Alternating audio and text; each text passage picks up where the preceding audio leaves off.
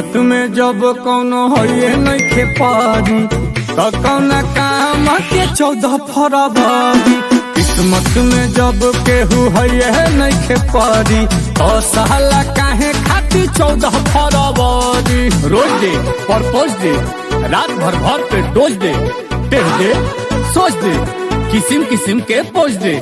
7 दिन तक बैकूफ बोला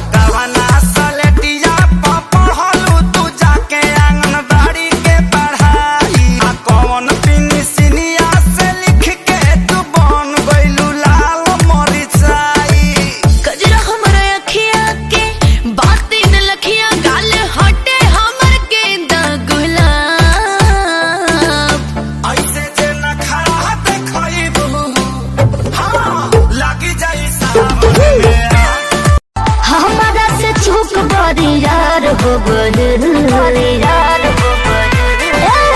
वही सुंदर सिलाई मोर महंगा के लहंगा में तार हो वही सुंदर सिलाई मोर महंगा के लहंगा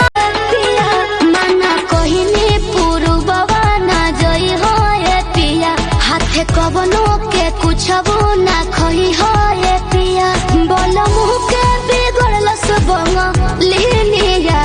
के गोरी जल्दी निकल बहरावा हो लहे लहे रंगब रानी तोहर साला बहरावा हो घोर के ले आइल बानी लाला का काला रावा हो टिकट काटेला स्टेशन में हमारे टिकट का टिका सारा तो कही दे रहलू रिलेशन में तो चली जाइए सारडी परेशान में स्टेज हम तोरी कहूँ माच के हम होई दीवाना गली काच के अरे आ जाइए 5 के चल जाइए नाच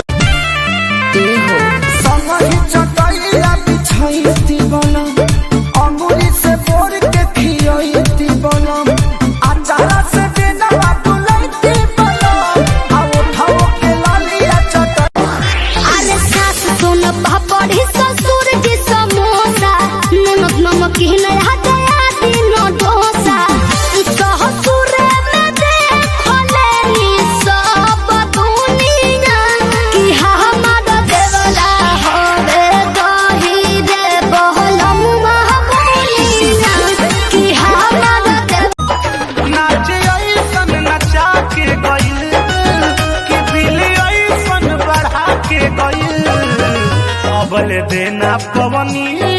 3 साल में इतना कर्जा बढ़ा के अपने पहनावा भक्के सरिया हवा डर से बिछुल जाता सरिया कमरिया से अरे राजा जी खुल जाता अरे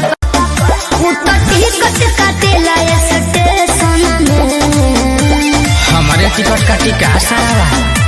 तो कही दे रहलू रिलेशन में तो चली जाइए सारडी परेशान में लगी सारा दहे जया परेशान में तो चली जाइए सारडी परेशान में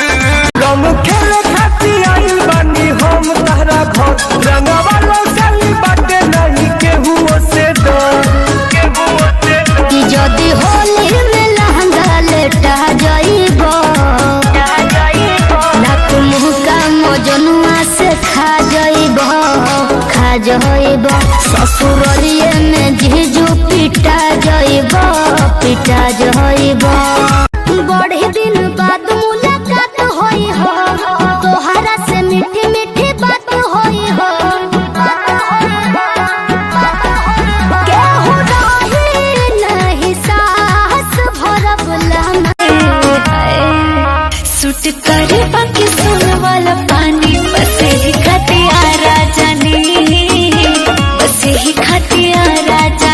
सुन ले बानी हो जानी खर जपानी बस ही तनी हमके बताओ गोरी ससुरा के बात आधी रात मुलाकात में के किया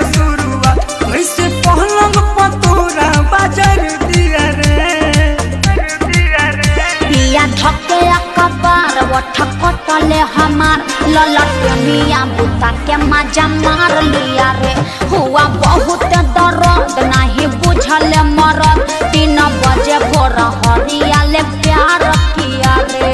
अच्छा अस्तेज हम तुरी गहु माच के हम होई दीवाना गली काच के अरे आ जाई चला के पंपी से त देवरा रंग दे त पेटर भौजी भसता गुलाल गाल बुझे असलेटर भौजी घसता गुलाल गाल बुझे असलेटर भौजी चला के पंपी से त धर रंग दे त पेटर भौजी एक बार दिल के सुकून कोई दा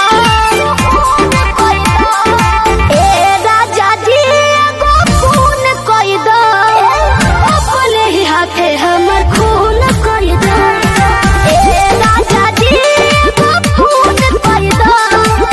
अपने ही हाथे हमर खून कोई दा किस्मत में जब कौनो होइए नइखे पारी त कौना काम के 14 फरवरी किस्मत में जब केहू होइए नइखे पारी तो साला काहे खाती